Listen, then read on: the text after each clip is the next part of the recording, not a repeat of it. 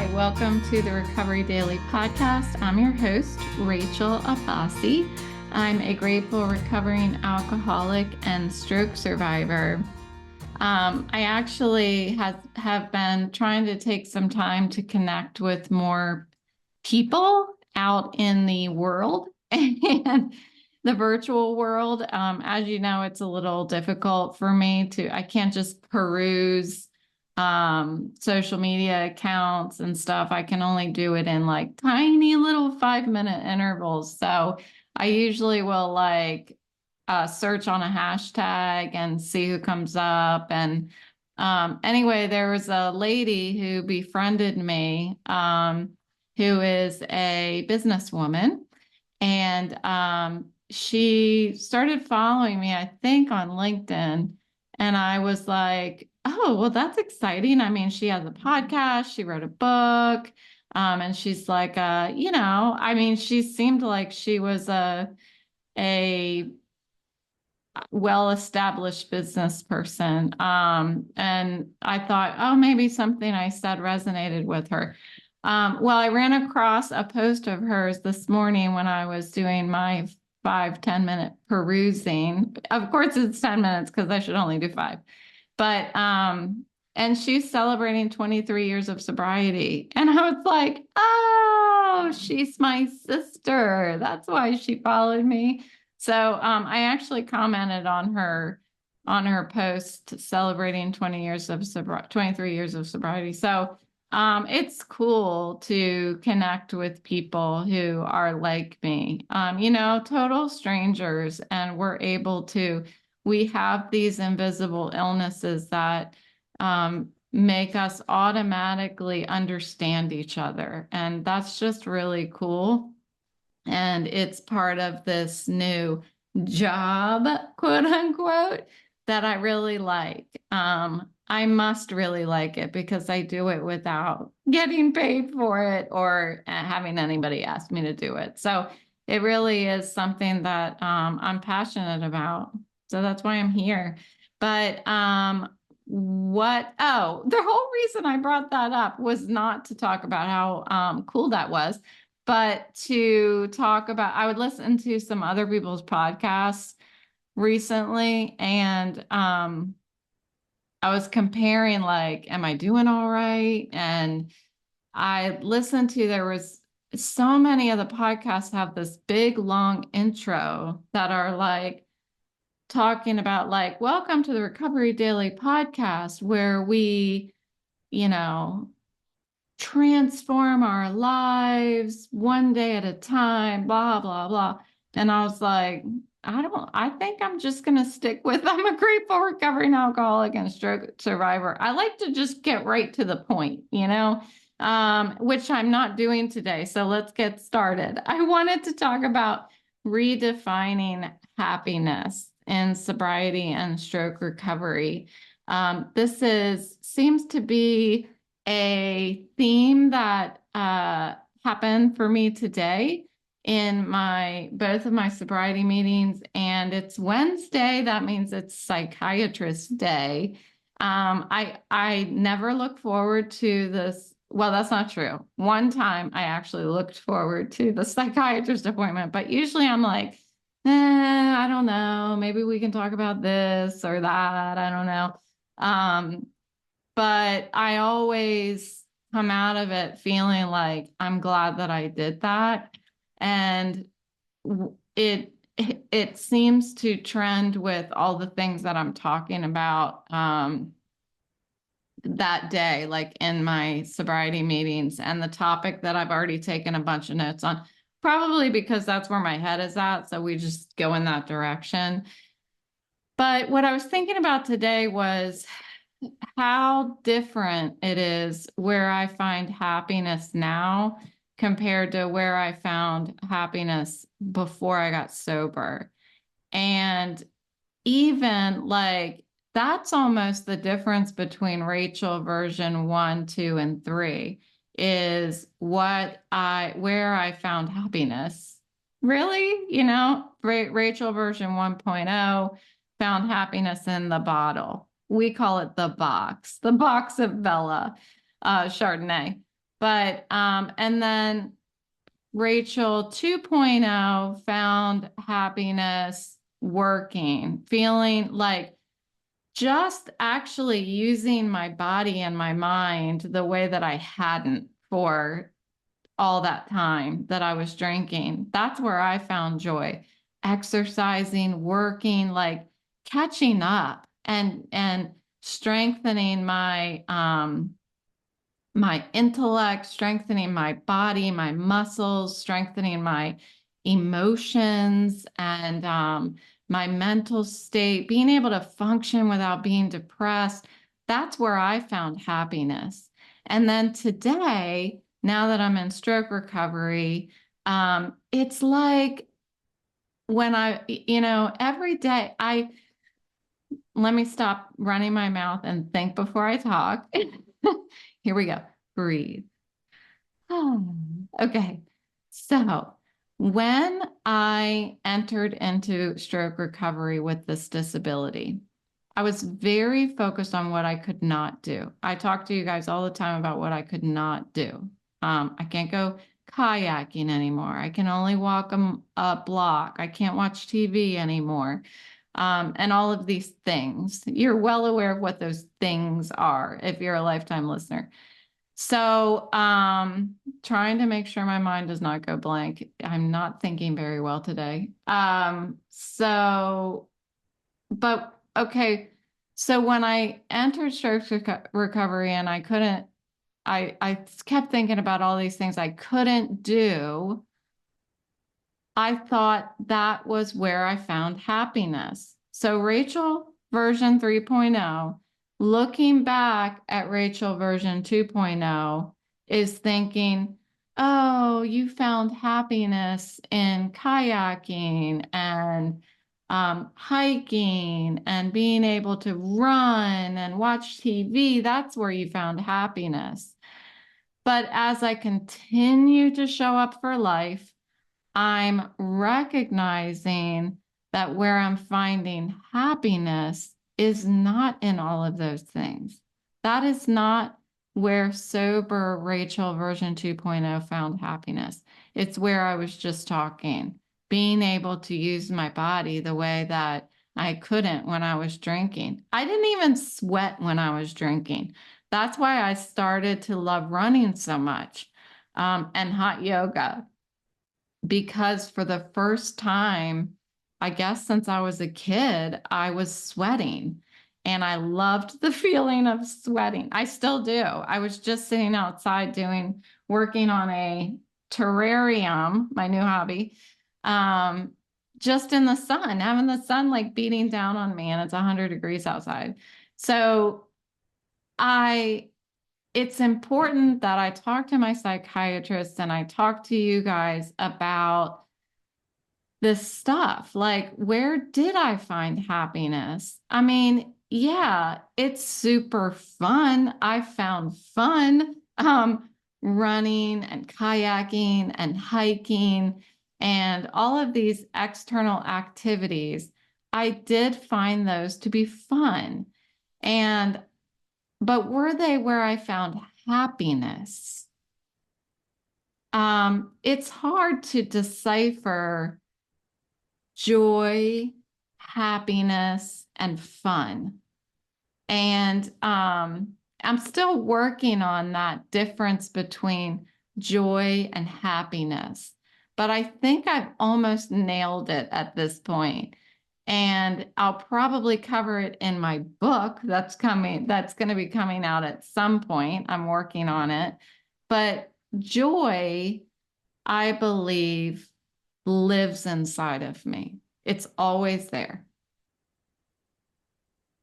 And I can find a way to surface that joy by working the steps of my program, by cleaning out my dark space, by doing the work. That's how I clear the space away so that joy can surface. That's what I believe joy is for me. Okay.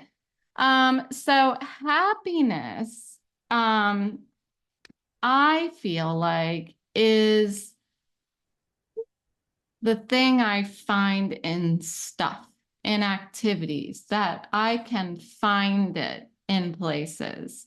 I can do something or experience something, and that's where happiness is for me. Um, so what my psychiatrist was challenging me with is happiness is based on external influences for me. Um, that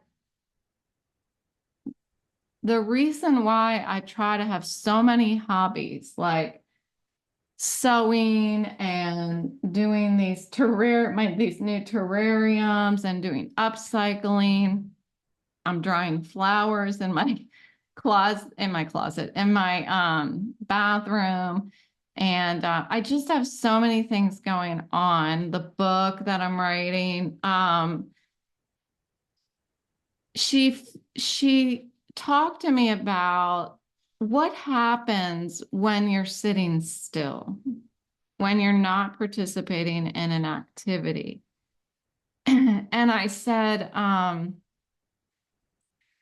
well, I said I listened to a book, and then I was like, oh, wait a minute, you're talking about not doing anything. And I do sit still. I am able to sit still and feel happy. I am able to feel happy with just observing and feeling the world around me. I can do that. Um, I just like to be moving all the time, I guess. So we started talking about dreaming. That's what I called it. I called it dreaming. I talked about how when I was a little girl, I had lots of dreams about what my life was going to be like. And a lot of times those dreams were not realistic. You know, I very much wanted to be Cinderella. I did. And as I was growing up, I kept getting disappointed because there is not a single thing that mirrored the story of Cinderella. You know, I mean, for me, I know there are things that mirror things for other people, and some of it's negative, but I I had these dreams that I would get excited about. And I would sit back and spend time just inside there in that amazing brain of mine that could create these stories, these amazing stories about what I was going to be. I was going to be an astronaut and all these things. I was going to marry, once. I was going to marry once. That didn't happen. And grow old. I never dreamt about things like divorce or having having a stroke or any of the stuff that happened. And so we were talking about, do I sit down and dream anymore? And I said, I do, but I often find myself stopping myself so that I won't get disappointed. It's like, don't get don't get too excited because it might not happen. So one thing that I mentioned to her was I have begun to get this feeling every day. And it is, I kind of like this life that I'm living. I kind of like doing things like making terrariums, walking my dog, writing a book. Um, it's a gift. And it's like I can only see that now because this headache I have, these symptoms, the dizziness, the nausea, the sharp pains, all of that stuff, I have it every single day. I have all of those discomforts and pains every single day. And it's like I've created or accepted my new normal and begun to figure out how I can have happiness on top of that. And that's what I'm doing with activities. It's the sitting still as Rachel 3.0 that I find myself interrupting when I start dreaming, when I start thinking, maybe, just maybe, I'll find a way to make money and I'll make more money than I was making when I was working. Maybe I'll figure out a hobby that, people want to buy from me. Um, Maybe we'll move to a lake house and I'll get to be near the water every day and there's little beaches on the beach. And, I think about how fun life could be this way. And then I go, all right, stop, like hard stop. And I get up and I go do an activity because I'm afraid that that's not going to happen. And I don't want to be disappointed. So I pull myself back to today. And today for me is you don't know what your next doctor's appointment is going to say. You don't know if you need to start going to another therapist. You don't know all of these unknowns, right, about my health.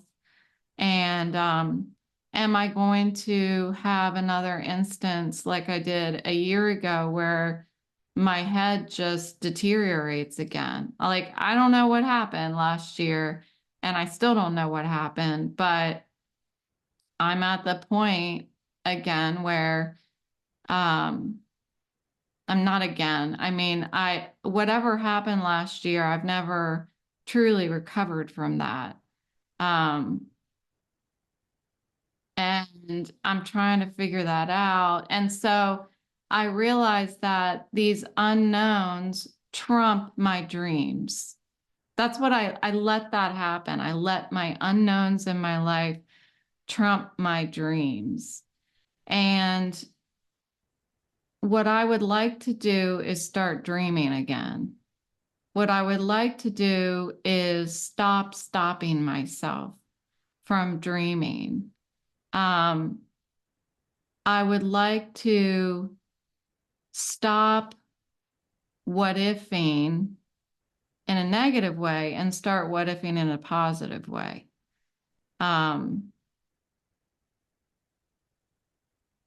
So what my homework is with my psychiatrist is to dream. Okay. And so what that looks like is when I start getting into catastrophic thinking, which I haven't covered that yet here today, but when I start thinking, you know, I'm never going to be able to work. I'm never going to be able to kayak. I'll never run again. I'll never drive again. You know, I have a beautiful car that I love, and I don't drive it. I can't watch TV. You know, when I start thinking about, um, we'll never be able to move because I keep having to go to doctors. So I'm just going to be stuck here like this. When I start thinking like that, the way that I stop that negative thinking is, again, my hobbies. So one thing that my psychiatrist talked to me about is when take time, allow yourself time to think through negative emotions, but you got to time box it. So if I start thinking about, one of the things that I just listed, don't just get up and walk away from that. Sit with it for a period of time, maybe 3 minutes, 5 minutes, something like that. And then sit for another 5 minutes and do the work to shift your thinking from the negative stuff over to the positive stuff. So what I was talking to my psychiatrist about with her, I was saying, I like to tell her what's going on, and then I like her to say, okay, poke holes in what I'm telling you, like poke holes in what I'm telling you. So what I need to do is sit with my negativity for a limited period of time and then poke holes in it for 5 minutes. That is irrational thinking, which I talked about yesterday. That catastrophic thinking is irrational thinking.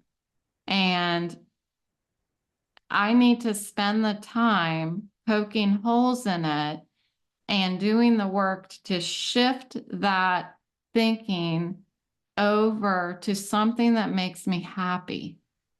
And it's with that work, with that transition, that inner work where I'm rebuilding neuroconnections and stuff. I'm actually going through the process of saying, this is not the right way to think. Instead, let's think this. Going through that process, I'm training myself.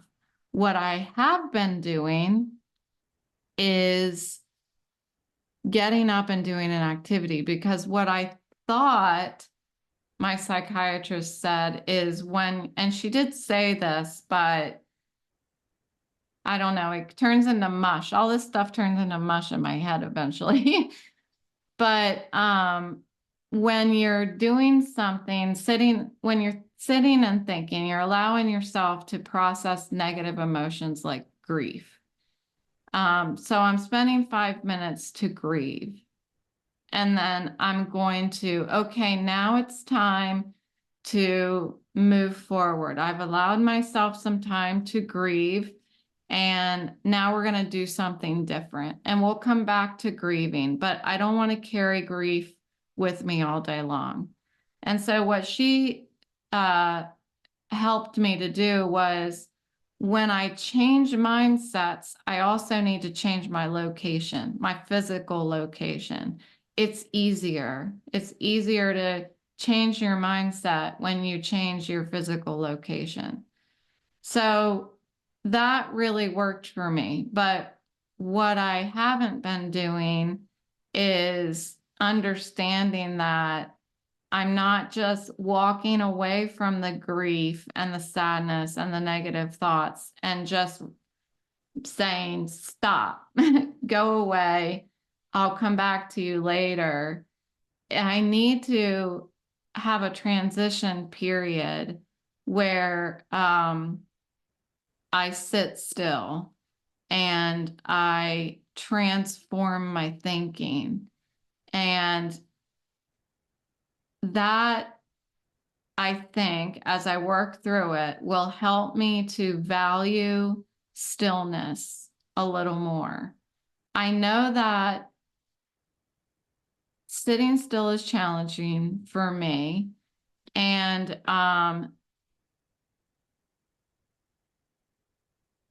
sitting still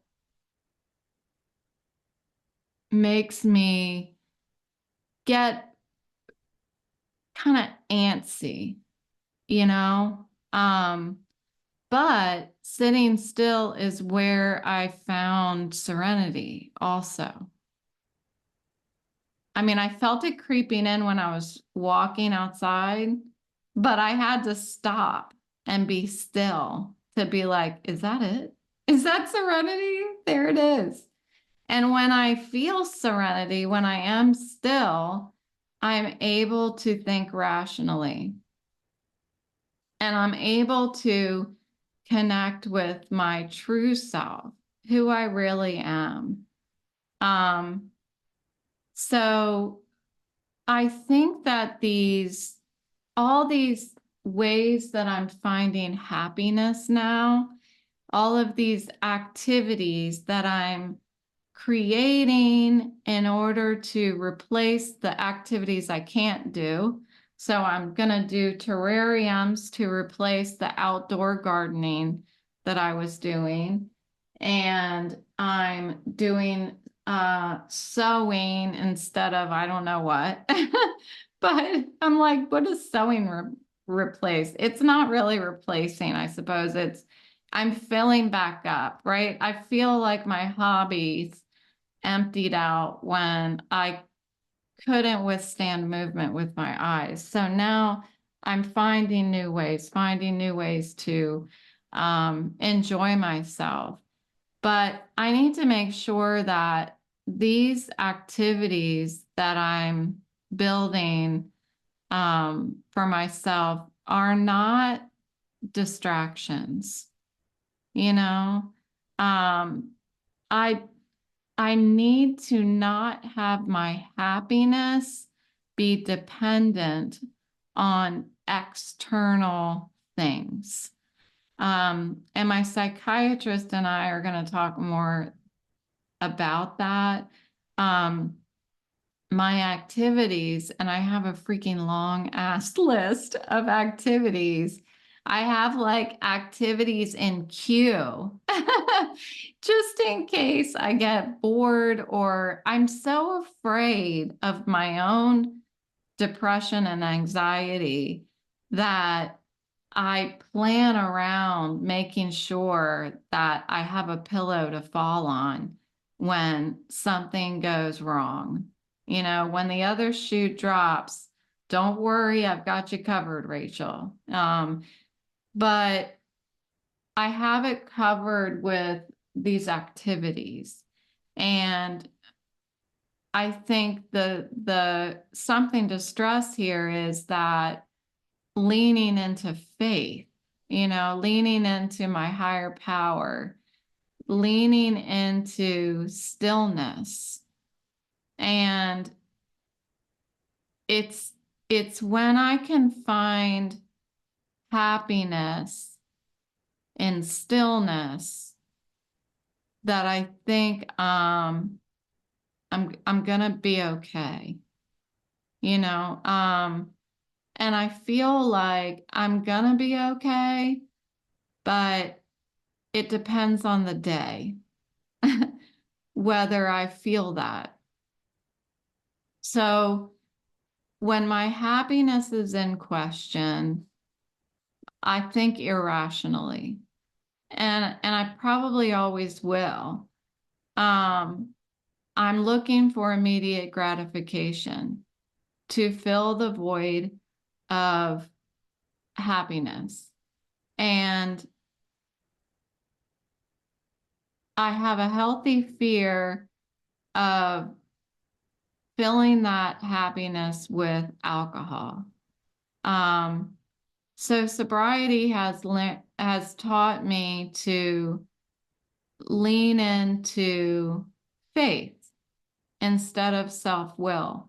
And that is going to be a lifetime of learning for me to do that. But I feel like today I am starting to accept. I'm afraid to accept. And if there's anybody out there who can relate to this, shoot me a line, Rachel at recoverydailypodcast.com. I'm afraid to accept things as they are because they're going to change again. You know, nothing says I'm not going to have another stroke. Nothing says that something devastating isn't going to happen to one of my loved ones or something. And I get so caught up in that I'm afraid to accept things the way that they are, because I'm like, it's that same thing. It's the same thing about dreaming for me. If I accept the way things are, then it opens the door to being able to dream about the way things will be. And from my experience in life so far,